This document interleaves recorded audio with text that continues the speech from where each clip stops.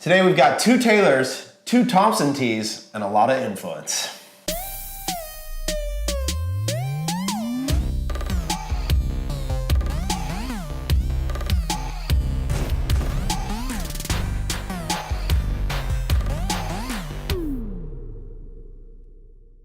What's up, everyone? Special guest today, my very own close, personal, deep friend, Taylor Lagasse, the design strategist and partner from our new venture, Kinship.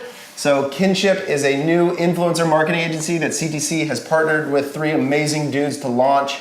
The joke about the double Thompson tee is, one, he's a Thompson tee influencer if you haven't heard, but he's Billy Thompson, shout out CEO. Billy Thompson, yeah. But Taylor is with us to talk influencers, and in particular, the unique way in which we at CTC handle influencers. So Taylor, first, welcome, man. It's good to have you. Why don't you give us a little bit of the rundown on Kinship and what you guys are up to? I have to offer one correction. Instead of being the design strategist, I'm the digital strategist. Digital strategist, yeah. But yeah, so we have the pleasure. Boots, they throw me. They make you think you're a designer because they're so fashionable. It's true. Yeah. It's man of many talents. Oh. So Kinship, give us the lowdown. Yeah, so influencer paid media funnels is something that we get to run with Taylor Holiday and CTC. And we just kind of want to address a couple taboos, if you will. Influencers being a little hesitant to engage in these sort of partnerships, whether they think they're getting rid of their social security number when they give us advertiser access or whatever it may be. We just kind of want to do a little Mythbusters here. Yeah, so a little Mythbusters around paid. So let's take a step back. For anybody who doesn't know about the way that CTC in particular works with Kinship on influencer funnels as you describe them, can you describe what that is and how it differs from, say, just the traditional pay for organic post model? Describe how we engage with them and what the difference is between maybe how people traditionally work with influencers.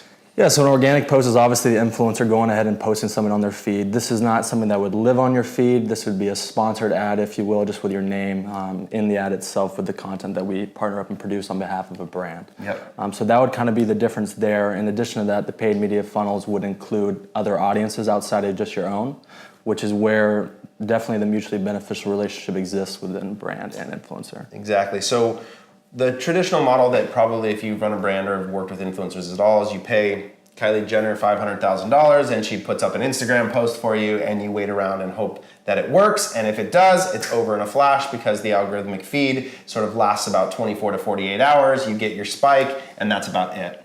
We have worked really hard to figure out how we look at and leverage influencers more as content creators than as distribution models. So a lot of people think of the audience that an influencer has as what's valuable. They have 500,000 followers, I'm paying to access those followers.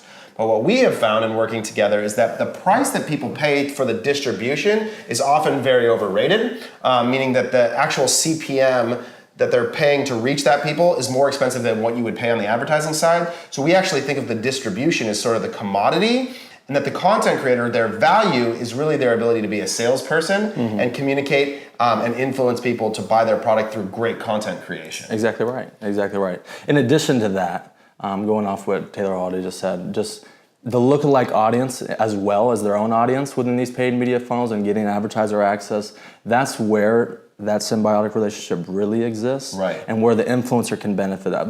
Another concern and taboo that I always hear from influencers, literally every time I ask, like, do you want to do an advertiser access deal in partnership with this brand? It makes sense. There's a high affinity between the two of you. They're always wondering, are you just going to continue to retarget my audience over and over again and overwhelm these people, put a negative taste in their mouth, and they're going to want to ultimately unfollow me? Honestly, quite the opposite. And it's hard to convey this to them at times because obviously on my end, it's somewhat of a biased opinion, but I'm just pleading with them because, man, we have the opportunity of a lifetime just to grow your social value. We wouldn't come and do a partnership with you in the first place if it didn't make sense for this brand. If there was an overlap of audiences here where we want to take your name into their audience. And again, the most interesting one is the lookalike audience, where Facebook has the ability to do an audience built off your own, all unique followers, a group of 2.1 million people. And so in that following, in that audience, we're able to take your name with Taylor Holiday's money. He gives me so much. And just put that content and your name in front of this audience that is all unique to your following. and are most inclined to go follow you and be a part of your community. So there's 2 points there that I want to sort of hit on that you talked about that I think are really important. One is this idea that influencers are worried about oversaturation of their audience. Well, it's really important to understand that it's not in the agencies, the brands, or the user's interest to oversaturate someone to the point that they're bothered. And we actually work really closely to ensure that the ads we're sending are being responded to positively. In other words, they're translating into sales. And so we're never going to be pounding ads into an audience that isn't leading to outcomes. So that idea is sort of a myth that definitely needs to be busted, is that nobody has the interest of bothering people. So if we see any signals that, and also Facebook works really hard to protect users' feeds because it's not actually in their interest for people to have bad experiences on Facebook or Instagram. So the idea that people are being bothered by ads just doesn't happen. It's just not true because the data would signal it and we would respond to it in a way that would pull back the ads. The second thing you described is the ability to create lookalike audiences and share the influencer with new audiences, right? So a lot of times influencers think, oh, if I give you advertiser access, you're only gonna be advertising to my audience. And the secret is, what we're really saying is, hey, we don't actually care about your audience that much. It's not the most valuable thing to us. We actually think we know better audiences through things like lookalikes or even our existing customers or people with attributes that purchase the product, that we want to take you, the influencer, and put you in front of new people, right? And that's really the value of advertiser access, is that we want to run your page, sponsored posts, sponsored ads through your page to wholly new audiences, leveraging conversion-based objectives to access new people, which brings you and expands your brand in front of new people with our dollars, or the brand's dollars, so you're getting broader reach beyond your audience, and you're helping to move product in a way that's super valuable to both you and the brand. Yeah, exactly right. Not only will these people that these ads are getting served to be able to click on the ad itself and the content being produced here by the brand and the influencer and go into a shopping cart and add in product, but they'll be able to click on your name, go to your page, and add to your social growth. Exactly. And this is people, once again, like this brand and this influencer obviously come together for a reason with overlapping audiences, where this influencer is going to get put in front of audiences that have high affinity with theirs. So it's adding to the density and maintaining the density of your following with the right kind of people. You're not people getting... People who purchase product. Yeah, people that purchase product, one, and people that are in line with your brand as an influencer. Yep. So it's like Laserway is a perfect example. Using Kimberly Morris, they wanted to go after someone that had beauty, hair and makeup, things of that nature, and that's what Laserway also embodies, people that take care of themselves and all about beauty here. And so within these audiences that have such a high affinity and overlapping audience, it's only going to add to her social growth and maintain that density of the people that follow her. Exactly. So because we're running conversion objectives, we're going out and pulling in people who buy product into your following. And so if I'm an influencer, I would actually be very excited for you to advertise to new audiences. Now I understand that if you're only going to advertise to my audience, that's less valuable to me. But if you're going to tell me you're going to go put me in front of new audiences, I would love for you to spend that money all day long, because all you're doing is helping to build the awareness of the influencer. And that's why we think there's really mutually beneficial relationships between brands, influencers, and paid media that people are underappreciating in terms of the opportunity. So TL, if somebody wanted to talk to you about running micro to macro paid funnels, about looking at influencers, where can they find you? How can they get in touch with you? Yeah, so we're Kinship, Taylor Lagsay, digital strategist. You can reach out to us at kinship.co. And that's KY and Ship. Yeah, exactly right. And I would just say one last final note, don't shy away from using micro-influencers. The Kimberly Morris example that I just brought up, her lookalike audience had $20,000 put behind that, where it performed at a $17 CPL and they had a target $40 CPL. And that person has 60,000 followers. Right. Because again, it's about who creates great content. Think of that, when you think about influencers, worry less about their following and worry more about who is going to be authentic and sell your product well on camera.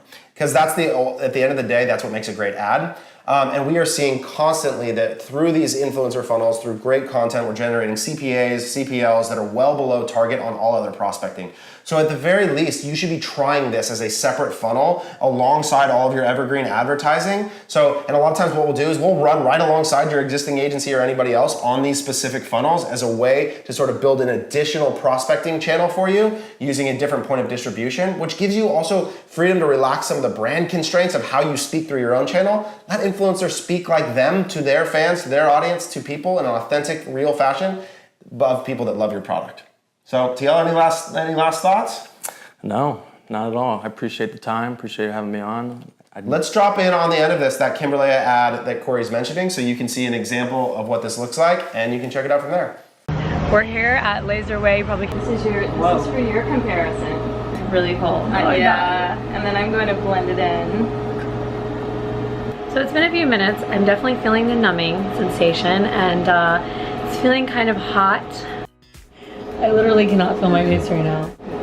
Sun kiss tomorrow, and then at some point tomorrow, day 2, 3, you'll start feeling the lizard skin. Oh, wonderful. Okay, so we'll start right here in the middle, and then we'll see. Let me know how it feels. This is the low setting. And here we go.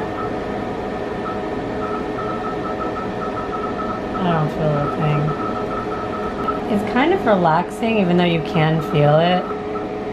I definitely feel more heat on the cheek than I did on my forehead. So now we're leaving this really cooling mask on my face for about a minute. So it is now 12:54. My face is a little pink, but nothing that bad. It feels really tight and it's a little hot, but it's nothing unbearable. So I did kind of explain to you that I have some problem areas, my chin being one of them from scarring from cystic acne. And then I have some scars that I want to monitor to see if the Clear and Brilliant laser will take care of them, especially after my next treatment, which is going to be focusing on scarring and more texture. But I was actually pretty surprised that I felt like I already seen some improvement. So we're going to continue monitoring those scars and see if they improve at all.